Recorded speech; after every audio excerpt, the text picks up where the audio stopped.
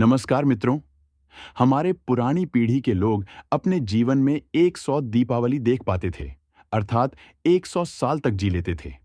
लेकिन आज के जमाने में 60 या 70 साल का जीवन भी अधिक माना जाता है। और उसमें भी जो लोग अच्छे होते हैं, वे और भी कम उम्र में इस दुनिया को छोड़कर मृत्यु को प्राप्त कर लेते हैं। आपने लोगों को कहते सुना होगा कि भगवान अच्छे लोगों को जल्दी बुला लेते हैं। लेकिन क्या आपको पता है कि ऐसा क्यों होता है? क्यों दूसरों का भला करने वाले और अच्छे लोग बुरे और दुष्ट लोगों की तुलना में जल्दी मृत्यु को प्राप्त करते हैं? आपने लोगों को यह भी कहते हुए सुना होगा कि इस भले इंसान को इतनी जल्दी मौत क्यों आ गई और वह दुष्ट पापी अभी तक मरता क्यों नहीं? इसका कोई कारण है।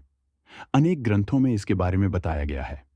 आज की इस चर्चा में हम इन्हीं आधारों के माध्यम से इस प्रश्न का उत्तर ढूंढने की कोशिश करेंगे। उससे पहले आप इस वीडियो को अपने दोस्तों को जरूर शेयर करें, क्योंकि ज्ञान और खुशियां बांटने से ही बढ़ती हैं। तो चलिए वीडियो शुरू करते हैं। ज्योतिष और ध्रुव मृत्यु गीता में भगवान कहते हैं कि जिस व्यक्ति ने जन्म लिया है उसकी मृत्यु अवश्य होगी। हमारे सनातन धर्म में माना जाता है कि किसी व्यक्ति के जन्म से पहले ही यह तय हो जाता है कि उसका जन्म कहाँ होगा, उसके माता पिता कौन होंगे, उसका विवाह किसके साथ होगा, और यहाँ तक कि यह भी तय होता है कि उसकी मृत्यु कहाँ और कब होगी। सभी धर्मों में मृत्यु को एक अटल सत्य माना गया है, और जिसने जन्म लिया है उसे एक ना एक दिन मरना ही पड़ता है।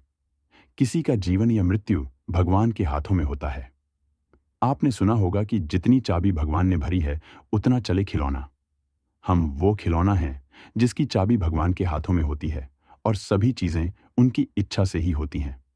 हिंदू धर्म में मान्यता है कि भगवान हर अच्छे मनुष्य को किसी न किसी उद्देश्य के साथ ही इस मृत्यु लोक में भेजते हैं। जब वह उद्देश्य जल्दी पूरा हो जाता है, तब भगवान उन्हें वापस बुला लेते हैं। अर्थात अच्छे लोगों की मृत्यु भी उनके अच्छे कर्मों पर ही निर्भर करती है। कलयुग के लक्षणों में भी बताया गया है कि बुरे लोग अधिक वर्ष तक जीवित रहेंगे और पुण्यात्मा जल्दी इस लोक को त्याग देंगे। इसके अलावा यह भी बताया गया है कि 3 चीजें ऐसी हैं जो मरने के बाद भी हमारे साथ जाती हैं: संचित कर्म, स्मृति और जागृति। इसीलिए हमें यह नहीं कहना चाहिए कि हम खाली हाथ आए थे और खाली हाथ जाएंगे। कई बार हमें लगता है कि कुछ भले लोग या हमारे प्रियजन जिन्होंने कभी किसी का बुरा नहीं किया था, फिर भी भगवान ने उन्हें अपने पास इतनी जल्दी क्यों बुला लिया? उन्हें तो अच्छे कामों के बदले में ज्यादा जीना चाहिए था। भगवान ने ऐसा क्यों किया? आपने कई प्राचीन कथाओं में सुना होगा कि जब कोई आर्ष मुनि या भगवान किसी अप्सरा या देवता पर क्रोधित होते थे, तो उसे सजा के तौर पर पृथ्वी लोक यानी मृत्यु लोक में जन्म लेने का श्राप देते थे। यह मृत्यु लोक दूसरे लोकों की तुलना में एक भयानक और दुखदायक जगह मानी जाती थी। लेकिन यह भी कर्म भूमि है, जहां आपके कर्मों के हिसाब से आपकी आगे की यात्रा तय होती है। जब हम जन्म लेकर इस मृत्यु लोक में आते हैं, तो हमें इसकी माया जाल और मोह माया में फंस जाते हैं। इस लोक और यहां रहने वाले लोगों से मोह हो जाता है।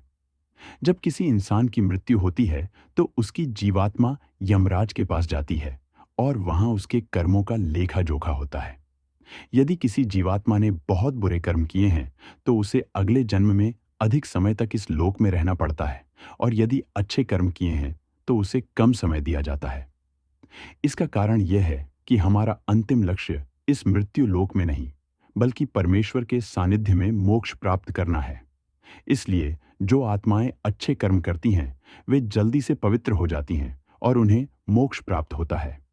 इसलिए भगवान उनका जीवन काल कम रखते हैं, ताकि वे इस मृत्यु लोक के कष्टों को कम सहन करें और परम धाम में जाकर परम शांति और आनंद प्राप्त करें। आशा है आप समझ गए होंगे कि अच्छे लोगों की मृत्यु जल्दी क्यों हो जाती है। हमारे प्रियजन जिनकी मृत्यु जल्दी हो गई, वे एक पवित्र आत्मा थे, और हमें प्रार्थना करनी चाहिए कि उनकी आत्मा जल्द से जल्द परम धाम को प्राप्त करे। यह जन्म मृत्यु का रहस्य बहुत गहरा है, जिसे देवता लोग भी नहीं समझ पाते। इसलिए मित्रों, आज से अपने जीवन को सार्थक बनाने के लिए अपने गलत आदतों को छोड़ें और अच्छे कर्म, धर्म और तपस्या में मन लगाएं, क्योंकि ईश्वर ही हमारा मार्गदर्शन कर सकते हैं। यदि आपको यह वीडियो पसंद आया हो तो इसे जरूर शेयर करें, ताकि हमारे धर्म का प्रचार हो सके। मिलते हैं अगले वीडियो में। तब तक के लिए नमस्कार।